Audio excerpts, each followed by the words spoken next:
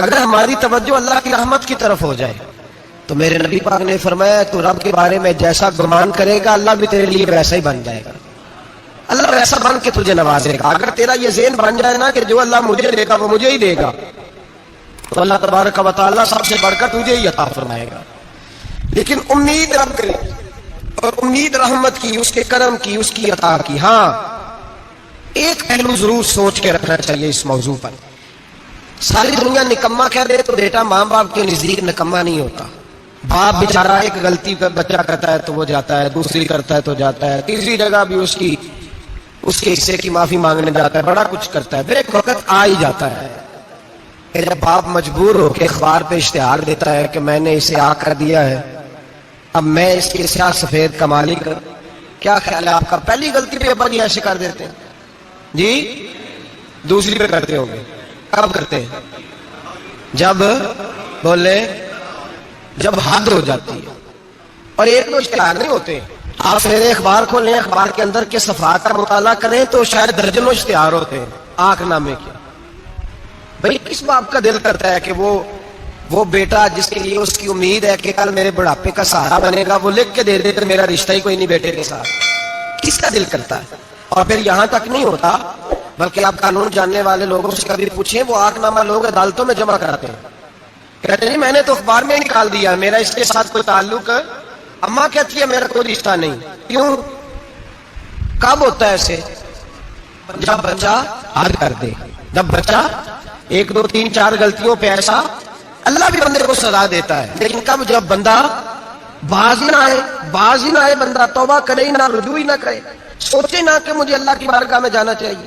ہم لوگ اپنا ایک ذہن بنا کے زندگی گزارتے ہیں، ایک ذہن بنا کے، بلکہ لوگ گناہوں کے نام بدل کے وقت گزارتے ہیں۔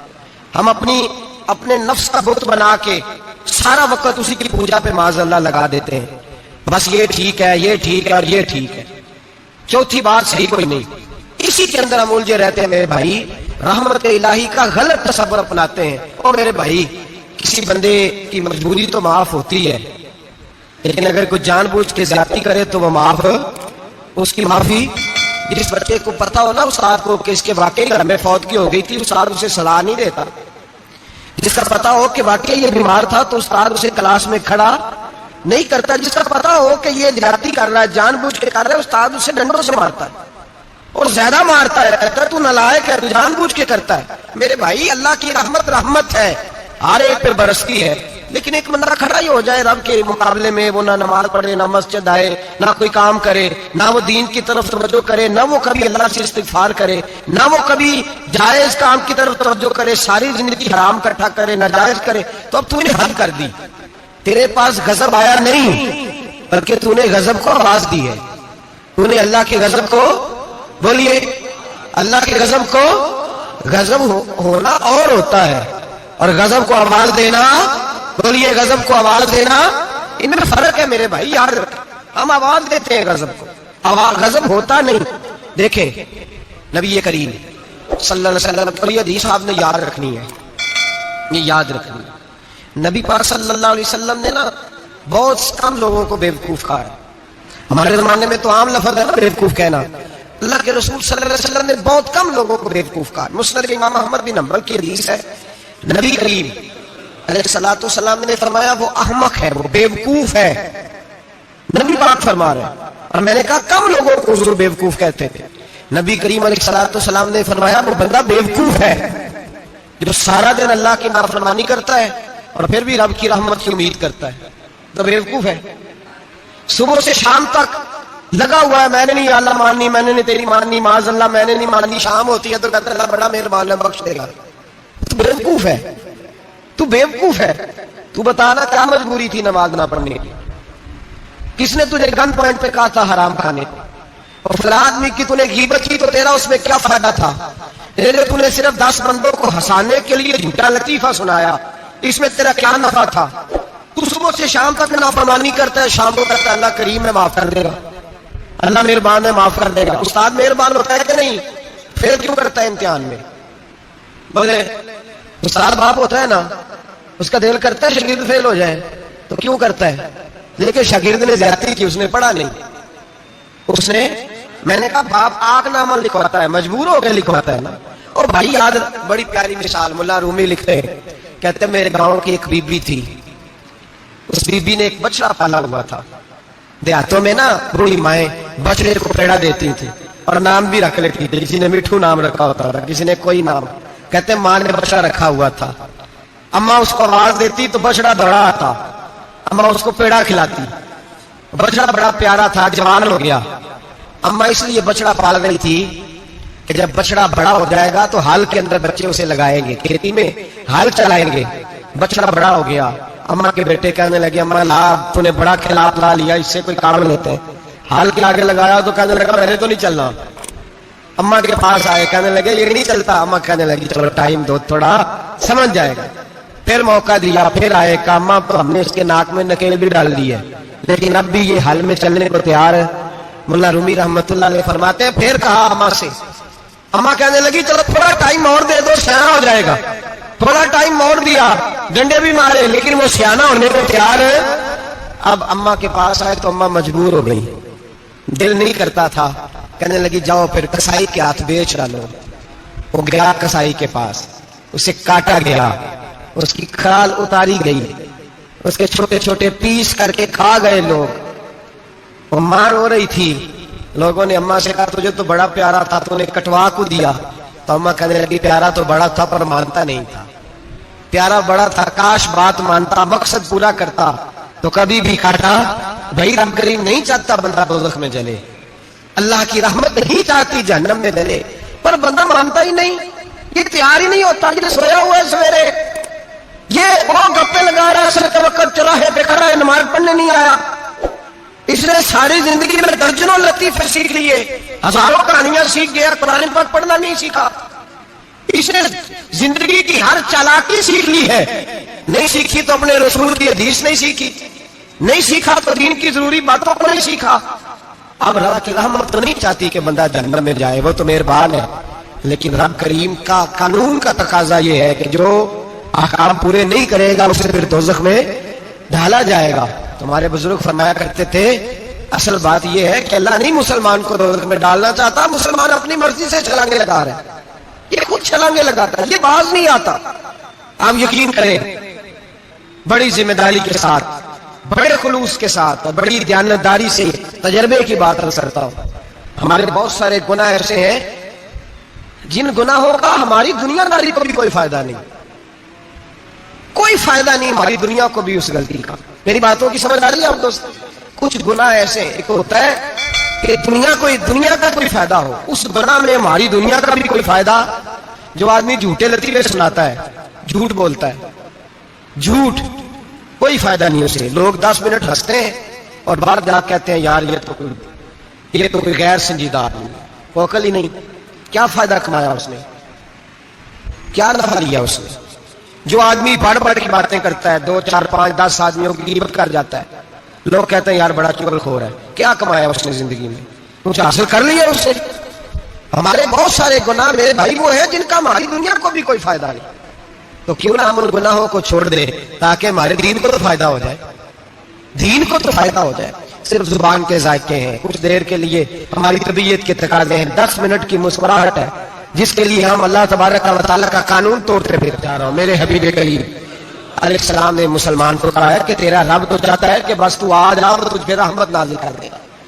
آنا تو شرط ہے کہ نہیں؟ آنا تو شرط ہے کہ نہیں؟ اچھا چلیں یہ بتائیں، جو آدمی 1 سے لے کر 31 تاریخ تک ڈیوٹی کرے اس کو تنخواہ لینے جانا پڑتا ہے کہ تنخواہ گھر آ جاتی ہے؟ بول کے بتائیں۔ پھر بھی جانا پڑتا ہے کہ میں نے ڈیوٹی پوری کی ہے، پھر بھی جانا پڑتا ہے۔ ڈیوٹی پوری کرنے کے باوجود تجھے تنخواہ لینے، اور ہو سکتا ہے کہ یہ بھی کہا جائے ابھی آئی نہیں کل آنا، ہو سکتا ہے یہ بھی کہا جائے پرسوں آنا، یہ بھی ممکن نہیں کہ فوراً او خدا کے بندے تو آتے نہیں خدا کی رحمت لینے، تو اس کے گھر کی طرف رجوع ہی نہیں کرتا، تو توجہ ہی نہیں کرتا، تو کہتا اللہ مہربان ہے۔ بھائی مہربان تو ہے، تو رحمت لینے آیا ہے، تو نے کو بہانہ بنایا اس کی رحمت کا؟ اللہ کی رحمت قیمت نہیں مانگتی، بہانہ مانگتی ہے، پر بتانا تیرا کوئی بہانہ ہے کہ نہیں؟ میرے نبی کریم سید عالم صلی اللہ تعالی علیہ وسلم نے فرمایا رب قیمت کا سوال اور نہیں مانگتا، یقین کریں نہیں مانگ، بندے قیمت مانگتے ہیں. آپ 100 دفعہ مسکرا کے بات کریں، ایک دفعہ نہ کرے تو کہتے ہیں مولوی صاحب امیر ہو گئے، اب تو صحیح سلام بھی نہیں لیتے. ایک دفعہ ہو سکتا ہے بیچارہ پیٹ میں درد ہو رہی ہو سکتا ہے گھر کی کوئی بہت بڑی ٹینشن ہو سکتا ہے کوئی مجبوری ہو. بندے ہمہ وقت قیمت مانگتے ہیں، ہمہ وقت آپ تندرست ہیں، ہر وقت آپ قیمت ادا کرتے ہیں تو لوگ راضی ہیں. لیکن رب کہتا تو کوئی قیمت نہ دے، کوئی بہانہ ہی بنا لیتے ہیں، رب تجھ سے راضی ہو جائے گا. سنیں بڑی پیاری حدیث، بڑی خوبصورت حدیث، کنز المال میں دیگر کتب حدیث میں ہے.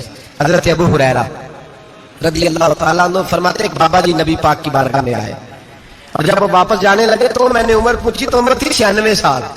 کہتے ہیں بزرگ جب آئے نا تو یہ بھویں جو ہے نا ان کی سفید ہو کے تو یوں آنکھوں پہ آ گئی. بڑی چھڑی بابا جی نے پکڑی ہوئی اور دونوں ہاتھ پکڑ کے نا چھڑی کے اوپر جھکے ہوئے ہیں ایک جانب. قربان جاؤں. کہتے ہیں جب وہ بزرگ مسجد میں داخل ہوئے تو میرے رسول نے کھڑے ہو کے استقبال فرمایا، کھڑے ہو. اور نبی کریم صلی اللہ علیہ وسلم نے آگے بڑھ کے بابا جی کو بازو سے پکڑا اور بٹھایا. حضور بیٹھ گئے. کہا بزرگوں کیسے آئے ہو؟ تو کہتے ہیں وہ بابا جی بات کرتے تو آنکھ کھول کے پہلے حضور کا چہرہ دیکھتے، پھر وہ بات کرتے تو ان کے لب و لہجے کے اندر بڑی پریشانی، بڑی تکلیف، بڑی مایوسی. عرض کرنے لگے یا رسول اللہ، حضور زندگی ساری گناہوں میں بیت گئی ہے، حضور غلطیاں ہی غلطیاں، یاد ماضی عذاب ہے، یا رب چھین لے مجھ سے حافظہ میرا. اے اللہ کے رسول بڑی لمبی فہرست ہے، پاپ ہی پاپ ہے، کالے سیاہ دفتر ہے.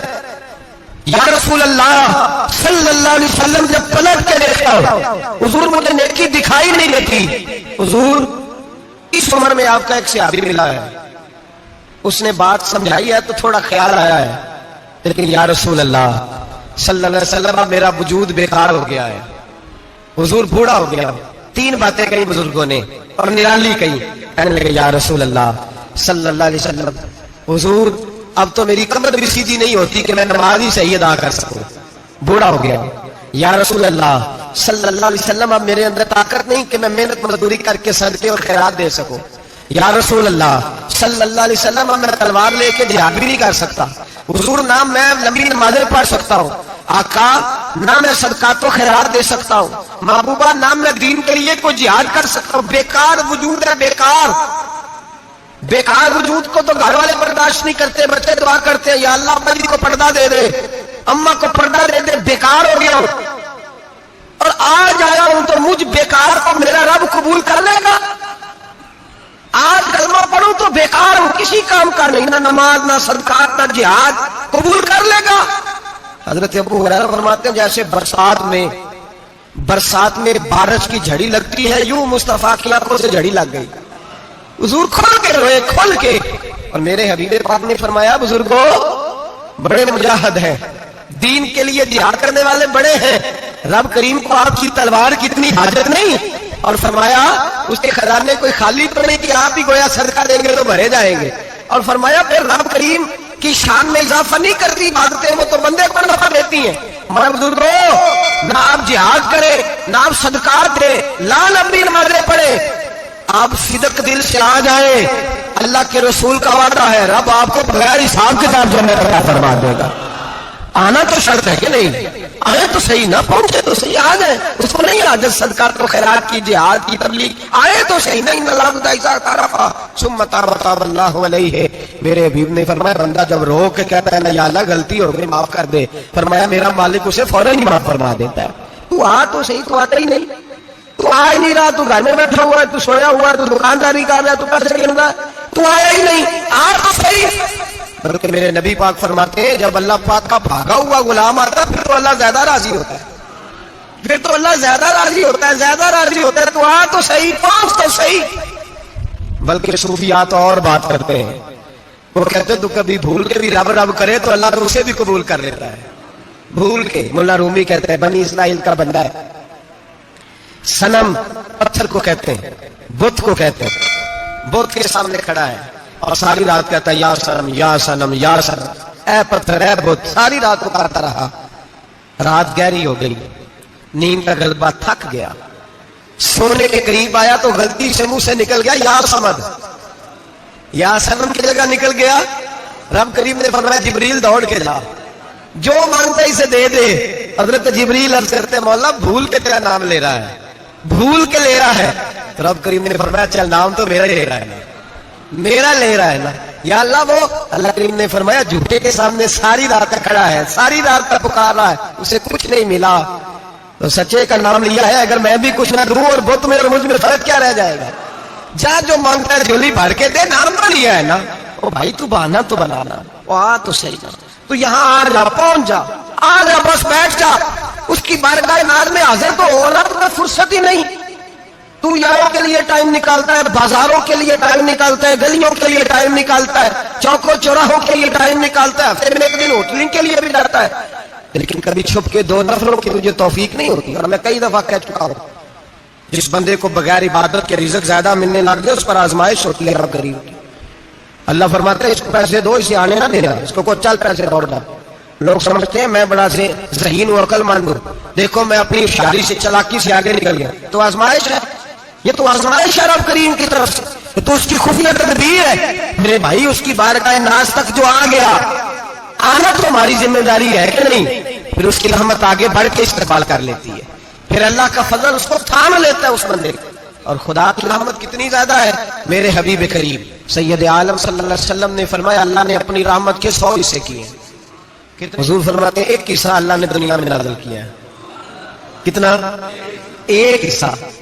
فرمایا یہ جو ماں بیٹے سے پیار کرتی ہے, باپ بیٹے کے لیے مزدوری کرتا ہے, یہ جو بہن بھائی کے لیے روتی ہے, یہ جو بیوی شوہر کے لیے دعا مانگتی ہے, یہ جو بچے ماں باپ سے پیار کرتے ہیں, فرمایا یہ اس ایک رحمت کا نتیجہ ہے, ایک رحمت کا نتیجہ. تو صحابہ کہنے لگے یا رسول اللہ وہ 99 کدھر ہیں؟ نبی پاک نے فرمایا رب کریم نے سنبھالی ہوئی ہے, قیامت کے دن تمہیں عطا فرمائے گا. ابھی تو ایک نازل کی ہے. ابھی اللہ نے, ایک بزرگ تھے ہمیں تفسیر پڑھایا کرتے تھے, تفسیر کے استاد تھے. میں نے ان سے ایک دن کہا, میں نے کہا حضرت صاحب کچھ باتوں میں نا میں اڑ جاتا ہوں, میں اپنے آپ کو اتنا لائق نہیں سمجھتا, تو کہیں کہیں نا ذہن الجھ جاتا ہے, تو کبھی الجھ جاتا ہوں. ایک سوال کئی دنوں کا ہے, اصول تفسیر کا مسئلہ ہے. تو ذرا کچھ چیزیں ایسی ہوتی ہیں بزرگ کہتے ہیں جو کتابوں سے نہیں ملتی, صرف سینوں سے ملتی ہیں. کورس تو فقط لفظ ہی سکھاتے ہیں, یہ آدمی ہے جو آدمی بناتے ہیں. میں نے کہا صاحب یہ سمجھ نہیں آئی, یہاں بھی صاحب وہاں بھی صاحب. کہنے لگے جی کس طرح؟ میں نے کہا جی یہاں قبر میں بھی سوالوں کے جواب اور پھر قیامت میں بھی. مجھے کہنے لگے جاؤ امام راضی کی تفسیر اٹھا کے لاؤ. میں تفسیر ان کے سامنے لا کے رکھی, تو کہنے لگے یہ سیدنا یوسف علیہ السلام کا واقعہ ذرا دیکھو تفسیر یوسف میں. اس میں ایک عجیب بات لکھی ہے. حضرت یوسف علیہ السلام کے زمانے میں قحط ہو گیا, تو جناب یوسف علیہ السلام نے, کیونکہ آپ اللہ کے نبی تھے پہلے سے جان گئے قحط ہوگا, حضرت یوسف نے گندم پہلے اسٹاک کر لی تھی بہت زیادہ. باقی علاقوں میں جب قحط پڑا نا, اب سب لوگوں نے مصر کی طرف رجحان کیا گندم لینے کے لیے. حضرت یوسف علیہ السلام نے نا شہر کے دروازے پر بندے کھڑے کر دیے. فرمایا جو بندہ آئے نا اس سے 2 سوال پوچھنا. جو آئیں گے لوگ گندم خریدنے, جو آئے 2 سوال پوچھنا. ایک پوچھنا کہاں سے آیا ہے, اور ایک پوچھنا لے کے کیا آیا ہے. ایک پوچھنا, سمجھ آ رہی ہے بات, اور دوسرا پوچھنا کہ لے کے سونا لے کے آیا ہے, چاندی گندم خریدنی ہے تو کیا چیز لے کے آیا ہے, کہ نقد پیسے لایا ہے, یہ پوچھ لینا. جو آئے 2 باتیں پوچھنا. ایک پوچھنا کہاں سے آیا ہے, اور دوسرا پوچھنا کیا. ایک روایت میں 3 سوال بھی ہیں, لیکن فرمایا پوچھنا 2 سوال ضرور. انتظار تھا نا بھائیوں کا کنعان سے آنے والوں کا. فرمانے لگے سب سے 2 سوال پوچھنا. جب کنعان والے آئے نا ان سے صرف اتنا پوچھ لینا کہ وہ کہاں سے آئے ہیں. اگر پوچھے نا کنعان سے آئے ہیں تو پھر یہ نہ پوچھنا کیا لے کے آئے ہیں, پھر میں جیب میں خود ٹٹول لوں گا وہ کیا لے کے آئے. باقیوں سے 2 سوال. جب میرے بھائی آئے نا, بھائی بھائیاں دے بیری ہوندے, تے بھائی بھائیاں دی اباواں, جب میرے بھائی آئے تو ان سے یہ نہیں پوچھنا کہ وہ کیا, بس یہ پوچھنا کہ کہاں سے. اتنی بات پوچھنا, باقی میں پوچھ لوں گا. آپ فرمانے لگے رب بھی فرشتوں سے کہتا ہے تم قبر میں نا میرے بندوں سے زیادہ سوال نہ کرنا, بس یہ پوچھ لینا مجھے مانتے ہیں, میرے نبی کو مانتے ہیں. قبر میں تم اتنے سوال پوچھ لینا, باقی لے کے کیا ہے وہ میں خود ہی پوچھ لوں گا. فرشتوں کے سامنے رب کریم اپنے بندے کو بے آبرو کرنا, بس تو یہ بتا دے اللہ رسول کو مانتا ہے کہ نہیں. باقی جو تیرا حساب کتاب ہے نا, اللہ فرماتے ہیں میں قیامت میں کر لوں گا, میں پوچھ لوں گا اس کا کیا علاج کرنا ہے. بس تم اتنا بتا دو مجھے مانتے ہو, میرے رسول کو میرے بھائی، میرے نبی کریم علیہ السلام فرماتے ہیں جو بندہ توبہ کرنے والا تھا، اللہ کی بارگاہ میں آنے والا تھا، بار بار توبہ کرتا تھا، احساس رہتا تھا، اسے احساس تھا، آیا کرتا تھا، پھر بھی غلطیاں ہو گئی، قیامت کے دن رب کریم اپنے فضل کی چادر اس پہ ڈالے گا، فضل کی چادر ڈالے گا، اور رب کریم اس سے پوچھے گا یہ گناہ کیا تھا؟ اور نبی پاک فرماتے ہیں اس سے بڑے بھی گناہ کیے، اللہ چھوٹے چھوٹے گناہوں کے بارے میں پوچھے گا، یہ غلطی کی تھی، یہ گناہ بندہ ڈر رہا ہے، وہ کہہ رہا ہے پتہ نہیں سزا کیا ملے گی، کیونکہ دنیا میں بھی ڈرتا رہا، یہاں بھی ڈر رہا ہے، شرط یہ ہے کہ احساس والا ہو، آتا رہو، پھر بھی غلطیاں ہو گئی، خیال کرتا تھا، محنت کرتا تھا، نیک ہونے کی جدوجہد کرتا تھا، کوتاہیاں رہ گئی، یہ گناہ کیا تھا یا اللہ بھول گیا تھا، یہ گناہ کیا اللہ مجھ سے غلطی ہو گئی، یہاں بھی کیا تھا یا اللہ غلطی ہو گئی۔ نبی پاک صلی اللہ علیہ وسلم فرماتے ہیں چھوٹے چھوٹے گناہ اللہ دکھا رہا ہے، اور اس سے کہہ رہا ہے یہ کیا تھا مانتا جا رہا ہے، رب کریم فرماتا ہے پتہ ہے میں تیرے ساتھ کیا کرنے والا ہوں؟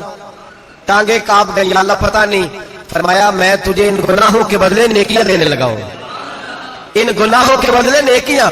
نبی پاک فرماتا فٹافٹ ہی بول پڑا، کہنے لگا یا اللہ میں نے تو بڑے بڑے گناہ بھی کیے، اگر تم نے گناہوں کے بدلے نیکیاں دے دیا تو میرے تو بڑے بڑے پاپ بھی ہیں، وہ دوسرے کدھر ہیں؟ میرے حبیب کریم علیہ الصلوۃ والسلام فرماتے ہیں رب مسکرائے گا جو رب کی شان کے لائق ہے، اللہ فرمائے گا تیرے دل میں احساس تھا، تو آیا کرتا تھا، تو توبہ کرتا تھا، تو میری بارگاہ ناز میں آتا تھا، پتہ تیرے اوپر چادر کیوں ڈالی ہے؟ یا اللہ نہیں، فرمایا میں تجھے اپنی رحمت کی چادر میں چھپا کے جنت میں داخل کرنا چاہتا ہوں۔ میرے بھائی تو آ تو صحیح، تو پہنچ تو صحیح، خدا را یہ جتنی دنیا داری ہے نا، یہ تو آپ ہر وقت کہیں گے تو راضی ہوں گے لوگ، ہر وقت، اور یہ جو ہم نے پلاننگ کی ہوئی ہے نا کہ میں فلانا کام کر کے سیاڑا ہو جاؤں گا، تو اتنی مہلت نہیں دی اللہ پاک نے، وہ کہتا فوراً آپ اپنی منصوبہ بندی بدلیں، رحمت الہی کی جانب توجہ کریں، اپنا ذہن رب کریم کے بارے میں کرم والا بنائے، اور یہ ارادہ کرے کہ میں اس کی بارگاہ میں آؤں گا تو مجھے عطا کرے گا، اپنے بازو پہ بھروسہ نہ کرے، اپنی عقل پہ بھروسہ نہ کرے، بھروسہ جب بھی کرے خدا کی رحمت پہ کرے، اس کے فضل پہ کرے، اس کے کرم پہ کرے، اور ذہن بنائے کہ اللہ معاف کرنے والا ہے۔ ہماری ذمہ یہ ہے کہ ہم اپنے گناہوں کا احساس پیدا کریں، ہماری ذمہ داری یہ ہے کہ ہم توبہ سچی اور کھری کریں، ہماری ڈیوٹی یہ ہے کہ ہم اللہ کی بارگاہ میں صحیح معنوں میں حاضری دیں۔ ہم توبہ بھی جھوٹی کرتے ہیں، بلکہ اگر میں کہوں کہ مذاق کرتے ہیں۔ شب برات آنے والی ہے نا، کس دن ہے؟ جمعرات کو شب برات آئے گی، کچھ لوگ تو خیر ویسے کٹ جاتے ہیں، کہتے ہیں ہم نہیں مانتے، اور پکے لگے ہوئے ہیں، وہ کہتے ہیں نہیں عبادت نہیں کرنی چاہیے۔ میں نے کہا یار بس کرو، چھوڑ دو، اب اللہ کی عبادت کرنے کے لیے بھی تم سے سند لینی پڑے گی کہ مولوی صاحب اجازت دیں، نفل پڑھ لیں، اجازت لینی پڑے گی۔ اور بندے بڑے سمجھدار ہیں، وہ کوئی سیاسی بندہ دوسری پارٹی کا آ جائے تو اسے مطمئن کر لیتے ہیں، کچھ مسئلہ دوسری جماعت کا مسئلہ پوچھ لے کہتے ہیں مولوی صاحب پوچھ کے دسا گا، یہ موٹی سی بات ہے۔ شب رات کو کیا ہوتا ہے؟ عبادت۔ کیا ہوتا ہے؟ بول کے بتائیں، یہی ہوتا ہے نا، تو اس کے لیے سرٹیفکیٹ کی ضرورت ہے جی۔ والذین یبیتون لربہم سجدا وقیاما، اللہ فرماتے ہیں میرے بندے ساری رات گزار دیتے ہیں یا قیام کرتے ہوئے یا سجدہ کرتے ہوئے، اس کے لیے سرٹیفکیٹ کی ضرورت ہے۔ بڑی جلدی مسئلہ پوچھنے آ جاتے ہیں لوگ۔ ہاں ایک وہ ہے جو مانتے نہیں سرے سے، ایک وہ ہے جو بڑا عجیب مانتے ہیں، وہ کہتے ہیں شب رات ہے، چھوٹا گوشت ہی نہیں مل رہا دکان سے، میری شب رات گوشت کھانے کا دن ہے، ہوا کھانے کا دن ہے، شب رات موت کرنے کا دیہڑا آ گیا، شب رات شب رات آئی ہے، پہلے کلو گوشت آتا ہے تب 2 کلو لے لو، یہ کون سا طریقہ شب برات منانے کا؟ اور پھر شب برات منائی جائے گی، معراج شریف سے پٹاخے چل رہے ہیں روز شام کو، چلتے ہیں نا؟ نہیں میں کہ میرے غلطی لگ رہی، تھی بولے نہیں نا، چلتے ہیں پٹاخے؟ کون بیچتا ہے پٹاخے؟ ہندو، سکھ، یہودی؟ چلاتا کون ہے؟ کس نے کہا چلانے؟ اس میں کوئی کسی فرقے کا بھی اختلاف نہیں ہوتا، ڈرنا چاہیے اللہ پاک سے۔ اللہ جہنم کی آگ ٹھنڈی کرتا ہے، ہم جلاتے ہیں شب رات کو، رب فرماتا ہے ٹھنڈی ہوگی ہم جلا رہے ہیں۔ بچے پٹاخوں کے پیسے پڑوسی سے لے کے آتے ہیں کہ ہم سے لیتے ہیں؟ ہم منع کیوں نہیں کرتے؟ جوتے نہ پالش کرنے پہ تو تھپڑ لگتے ہیں، تو پٹاخے والے بچے کو نہیں پوچھا جا سکتا؟ باپ کی ذمہ داری ہے، اور محدثین نے مسئلہ لکھا ہے اگر بچہ نابالغ کوئی غلطی کرتا ہے تو اس کا باپ ذمہ دار ہے، جواب دے اس کی جگہ، ان کو سمجھائے۔ شب برات آئے گی، پھر توبہ ہوگی، ہر مسجد سے رونے کی آواز آئے گی، زور زور سے لوگ روئیں گے، تڑپیں گے، اجتماعات ہوں گے، بڑے بڑے اجتماعات ہوں گے، توبہ کریں گے لوگ، کریں گے نا انشاءاللہ تعالیٰ، آئیں گے نا لوگ مسجدوں میں، پھر سویرے جھوٹ بند ہو جائے گا نا، اگلی صبح ملاوٹ ختم، کم تولنا ختم. یہ کیسی توبہ ہے؟ وہ دکاندار جو شبرات والے دن غلط سوجی فروخت کر رہا ہے، ملاوٹ والی چینی بیچ رہا ہے، تاکہ دوائیوں میں دھوکہ دیتے ہیں لوگ، دوائیوں میں دھوکہ دیتے ہیں. ایک ڈاکٹر خود مجھے کہنے لگے، وہ میرے دوست ہے، ہلکا پھلکا کورس کیا ہوا ہے، کہتے ہیں میرے دوست ہیں کئی سارے لوگ، تو ایک ایسا ہی ہمارے شعبے کا آدمی تھا، تو اپنے ابا جی کو ڈرپ لگانے لگا، تو ابا جی کہنے لگے پتر مینو اصلی لا دے تیری مہربانی، مینو اصلی لا دے تیری مہربانی، لوکھا علی نہ لا دے. یہ حال ہو گیا. دوا مجھے بتائے وہ قوم اخلاقی طور پہ کتنی گر چکی ہے جو دوائیوں میں زہر بیچتی ہے، دوائیوں میں. اور میں انشاءاللہ کسی موقع پر تفصیل سے اس پر گفتگو کروں گا، بڑی تفصیل سے. میں نے بہت سی معلومات اکٹھی کی ہیں کہ کتنا ظلم کرتے ہیں یہ لوگ، لکھنے والے بھی، لانے والے بھی، بیچنے والے بھی، کتنے بڑے مجرم صحت کے ساتھ کھیلتے ہیں. صحت بہرحال آمد سے مطلب اس آدمی نے دھوکے کا مال لا کے رکھا ہے شبرات والے دن کے رات توبہ بھی کرنی ہے اور سویرے یہ بیچنا بھی ہے. وہ توبہ کرنے آیا جس نے دھوکے کا مال لا کے رکھا ہے کہ سویرے بیچنا ہے اور رات توبہ بھی کرنی ہے. وہ توبہ کر رہا ہے کہ مذاق کر رہا ہے؟ توبہ میری توبہ استغفر اللہ، یا اللہ معاف کر دے، اونچی آواز میں رو رہا ہے اور سویرے سارے چکر ہوئی ہیں. یہ کیسی توبہ ہے؟ توبہ کیا ہے؟ میرے نبی پاک علیہ السلام کے غلاموں نے توبہ کی تقسیم کی. حضرت حسن بصری سے کسی نے پوچھی توبہ کیا ہے، تو آپ نے فرمایا توبہ یہ ہے کہ جب تو توبہ کر لے تو پھر اس جگہ نظر نہ آنا جہاں کھڑے ہونے سے رب رسول ناراض ہو. اور فرمایا توبہ یہ ہے کہ جب تو نے توبہ کر لی پھر وہاں سے غیر حاضر نہ ہونا جہاں حاضری کا تجھے اللہ رسول حکم دیتے ہیں. یہ تیری توبہ ہے. اور اگر تو ایسا نہیں کرتا پھر تو نے توبہ نہیں کی، پھر تو نے مذاق کیا. میرے بھائی رحمت الہی آواز دیتی ہے کی طرف رجوع کریں اور رحمت کی امید رکھ کے آئیں گے. سمجھ لیں کہ اللہ پاک، میں بات اکثر کرتا ہوں، نبوت کا دروازہ بند ہوا ہے. داتا گنج بخش علی اجویری نے کہیں نہیں لکھا تھا کہ میرے بعد علی بن عثمان اجویری دوسرا نہیں آ سکتا. حضرت مجدد صاحب کہیں نہیں لکھ کے گئے کہ دوسرا مجدد الثانی پیدا نہیں ہوگا. حضرت بہاءاللہ نقشبند بخاری نے کہیں نہیں کہا کہ میرے جیسا ولی نہیں ہو سکتا. بزرگوں نے کبھی نہیں کہا. تو جدوجہد تو کر. اقبال کہتے ہیں آج بھی ہو اگر ابراہیم کا ایمان پیدا، آگ کر سکتی ہے انداز گلستاں پیدا. تو پروگرام تو بنا، آگے کی طرف تو سفر کر. میرے نبی کریم سید عالم صلی اللہ علیہ وسلم نے فرمایا تیرے آ جانے سے تیرا رب راضی ہو جاتا ہے. جب تو آتا ہے تو تیرا اللہ راضی ہو جاتا ہے. یہ جو ہماری مشکلات ہوتی ہے نا، جن میں عمل بھی ہوتے ہیں، وہ جو ہمیں جادو ہو جاتا ہے، تویل کر دیتے ہیں ہمارے قریبی رشتہ دار، وہ تویل نہیں ہوتے، وہ ہمارے اعمال کی سزا ہوتی ہے، ہمارے اعمال کی سزا ہوتی ہے. ہم وہ ڈھونڈتے پھرتے ہیں کہ بابا مل جائے پھونک مارے صحیح کر دیں، حالانکہ وہ ہمارے اعمال کی سزا ہے. ہمیں اپنی تربیت کرنی چاہیے ہمیں. اور ویسے بھی دم درود تویز دھاگا میں اکثر کہا کرتا ہوں، میں کہتا ہوں میں نے کسی کتاب میں نہیں پڑھا کہ کوئی بندہ نبی پاک سے یمن سے دم کرانے آیا ہو، کہ میں حضور سے دم کرانے جا رہا ہوں، مصر سے آیا ہو دم کرانے، شام سے دم کرانے آیا ہو.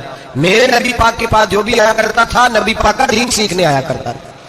دم درود تو ایک ضمنی چیز ہے، ذلی چیز ہے، ہو گیا تو ٹھیک ہے، ورنہ اللہ پاک اگر بیماری میں راضی ہے تو نبی پاک نے خود بیماری کو سینے سے نہیں لگا کے رکھا. خود اللہ کے محبوب سید عالم صلی اللہ علیہ وسلم کا مثال بیماری کے ساتھ ہوا. تو بیماری تو مریدنی ہے میرے نبی پاک کی، وہ تو کنیز ہے حضور کے گھر کی. عام طور سے مطلب کھری توبہ، سچی توبہ. اور کس طرح کی توبہ؟ میرے نبی کریم علیہ الصلوۃ والسلام نے ایک دن صحابہ سے پوچھا ایک بات کو بتاؤ، بخاری مسلم کی حدیث ہے، یا رسول اللہ پوچھیے. نبی پاک صلی اللہ علیہ وسلم نے فرمایا اگر کوئی آدمی صحرا میں سفر کر رہا ہو، بہت بڑا صحرا ہو، اونٹ پر اس کا سفر ہو، اور اس نے اونٹ پر کھانے پینے کا سامان باندھا ہو، پیسے بھی رکھے ہو، پانی بھی رکھا ہو، تھک گیا سفر کرتا کرتا، درخت کی ایک ٹہنی کے ساتھ اونٹ کی نکیل باندھی اور درخت کے نیچے لیٹ گیا آرام کرنے کے لیے. اللہ کے حبیب فرماتے ہیں اچانک اس کی آنکھ لگ گئی. جب جاگا تو اس نے دیکھا کہ اونٹ تو غائب ہو گیا، اب نہ کھانا ہے، نہ پانی ہے، نہ پیسے ہیں، اور سیراب بڑا لمبا ہے، پیدل سفر بھی نہیں کر سکتا. تھوڑا سا ڈھونڈا، پھر موت کا انتظار کرنے لگا، سوچنے لگا موت آئے گی، اب مر جاؤں گا. اللہ کے محبوب فرماتے ہیں تھوڑی دیر گزری، جب بالکل مایوس ہو گیا تھا تو اچانک نظر پڑی تو اونٹ اس کا سامنے کھڑا تھا. نبی پاک صحابہ سے پوچھتے ہیں بتاؤ، اس کی کل کائنات اجڑ گئی تھی، راز ضائع ہو گئی تھی، ہر شے لٹ گئی تھی، دوبارہ اسے مل گئی ہے، بتاؤ اسے کتنی خوشی ہوگی. صحابہ کہنے لگے یا رسول اللہ نئی زندگی مل گئی اس بندے کو، وہ ساری دنیا سے زیادہ راضی ہے. تو میرے کریم رسول صلی اللہ علیہ وسلم نے فرمایا رب کریم کا نافرمان بندہ جب اس کی بارگاہ میں آ کے توبہ کرتا ہے تو اللہ اس سے بھی زیادہ راضی ہو جاتا ہے. نافرمان میں باقی کرتا ہے یا اللہ معاف کر دے آئندہ نہیں کرتا, میں اللہ تو راضی ہو جاتا ہے. اور حبیب پاک علیہ السلام فرماتے ہیں وہ اتنا کریم ہے جب بندہ اپنے رب سے صلح کر لیتا ہے, توبہ کر لیتا ہے, تو اللہ زمین کو کہتا ہے تو بھول جا میرے بندے نے گناہ کیا ہی نہیں. آسمان سے کہتا ہے تو بھول جا میرے بندے نے گناہ کیا ہی نہیں. پھر رب کریم فرشتوں سے فرماتا ہے کہ مٹا دو جو تم نے لکھا تھا, میں نے اپنے بندے کے ساتھ صلح کر لیا. شب برات کو آئیں گے مسجد میں انشاءاللہ کتنے بجے؟ سوچے ہی نہیں اس پاسے تھے. عصر کے وقت مسجد آئیں. شب رات کتنے بجے جی؟ عصر کے وقت آئیں, غسل کریں, مسجد آئیں. عصر کے بعد درود شریف پڑھیں اور مغرب سے لے کر فجر تک عبادت کریں. مغرب میں شام شروع ہو جاتی ہے. ایک رات جاگ کے دیکھیں, جاگنا پڑتا ہے. مریض ہو جائے تب بھی جاگنا پڑتا ہے, دکھ لگ جائے تب بھی وہ جگا لیتا ہے. بڑے بڑے جاگتے ہیں, بڑے بڑے جاگ لیتے ہیں, وہ جگا لیتا ہے. تندرستی بھی, صحت بھی, دولت بھی, اے سی بھی, پلنگ بھی بڑا اچھا, لیکن اگر وہ نیند نہ دینا چاہے تو بندہ ساری راتی تڑپ کے جاگتا ہے, تڑپ کے. اور بھوکا اتنا, روٹی کا بھوکا اتنا پریشان نہیں ہوتا جتنا نیند کا بھوکا پریشان ہوتا ہے.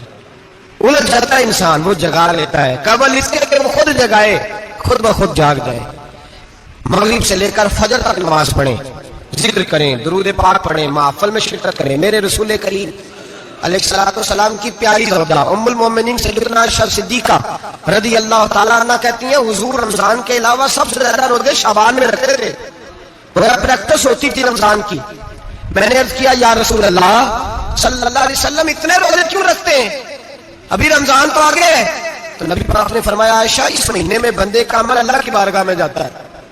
میں چاہتا ہوں جب میرا عمل جائے تو میں نے روزہ رکھا ہوا ہوں.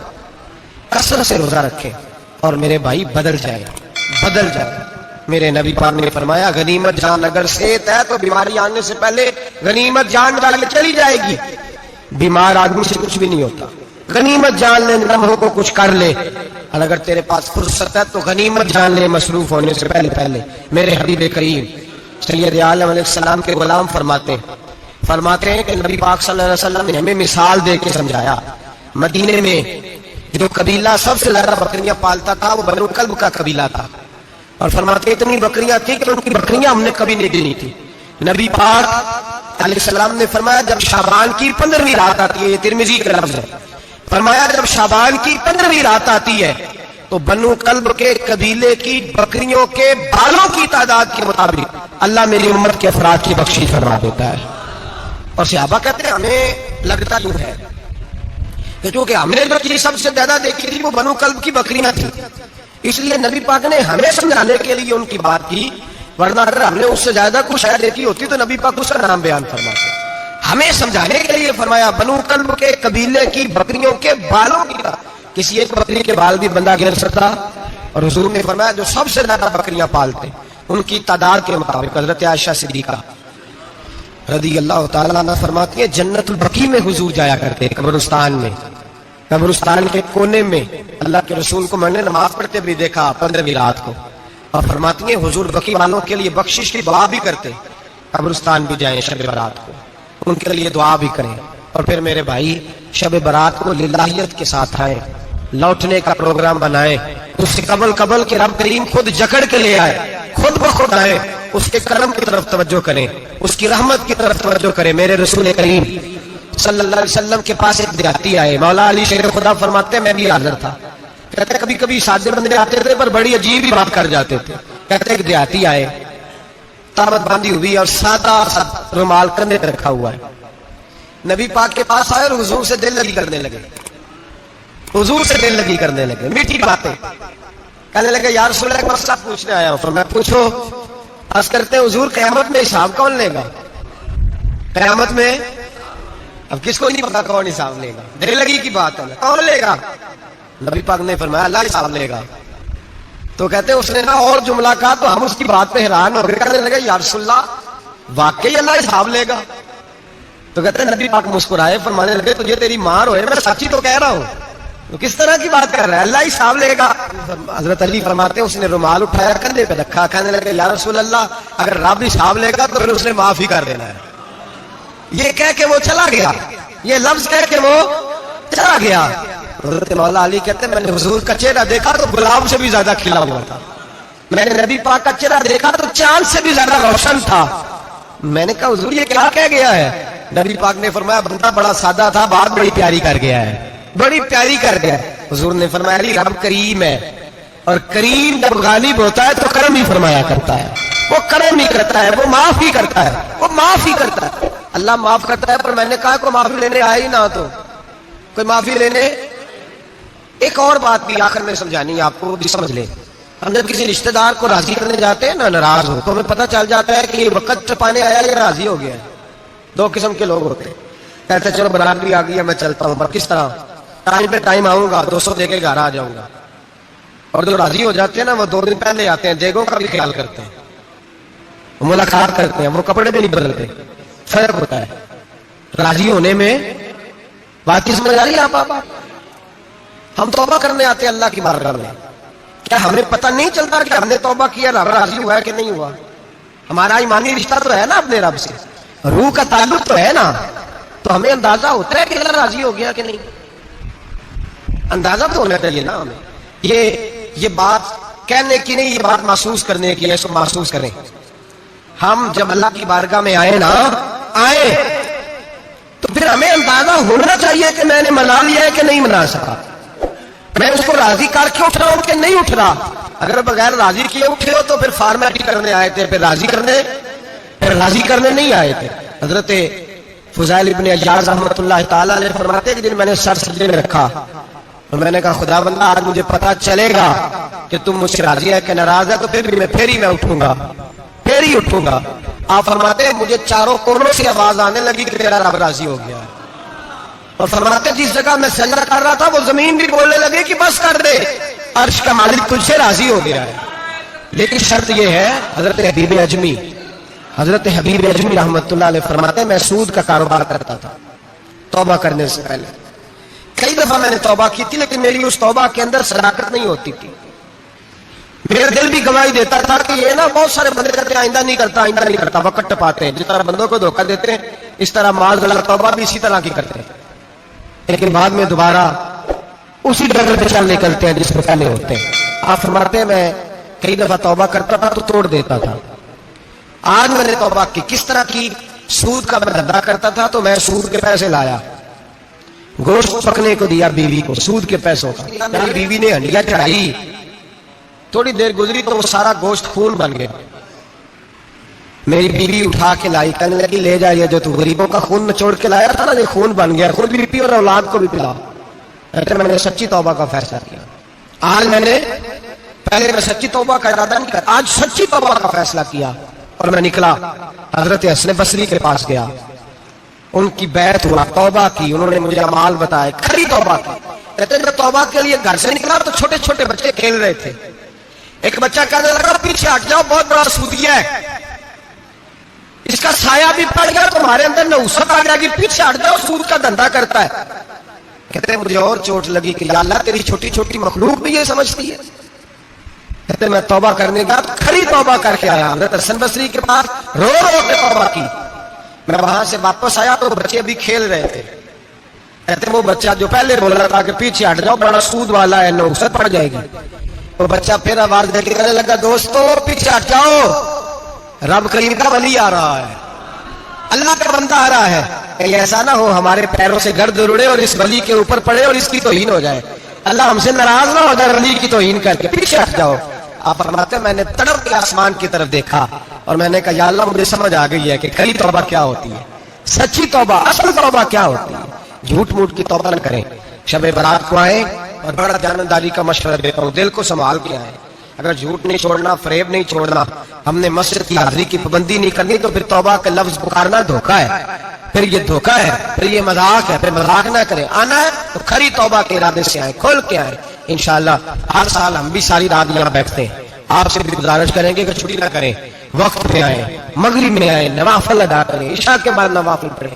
محفل کرنے کا مقصد یہ ہوتا ہے کہ تلاوت سے دل نرم ہوتا ہے, نعت سے دل نرم ہوتا ہے، تقریر سے انسان کی سوچ بدلتی ہے، توبہ کی طرف جاتی ہے۔ یہ سارے کام کر کے جب بندہ استغفار کرتا ہے، توبہ کرتا ہے، تو اس کے لیے آسان ہو جاتا ہے، ذہن بن جاتا ہے۔ اس لیے واعظ بھی ہوگا، ذکر بھی ہوگا، دعا بھی ہوگی۔ وقت کو ضائع نہ کرے، رمضان قریب آنے والا ہے۔ بزرگ کہتے ہیں اگر شب برات میں سچی توبہ کر لو گے تو پھر رمضان میں جو نیکیاں کرو گے وہ تمہارے پاس سٹاک بن جائے گا، وہ تمہارے پاس خزانہ اکٹھا ہو جائے گا۔ توبہ ابھی سے کر لو، معاملات ابھی سے سمیٹ لو، تاکہ جب رمضان آئے تو پھر نیکیاں خزانہ بن کے جمع ہو، ہمیشہ مدحت خیر الانام میں گزرے۔ دعا ہے یہ عمر درود و سلام میں گزرے۔ آخر دعوانا الحمدللہ۔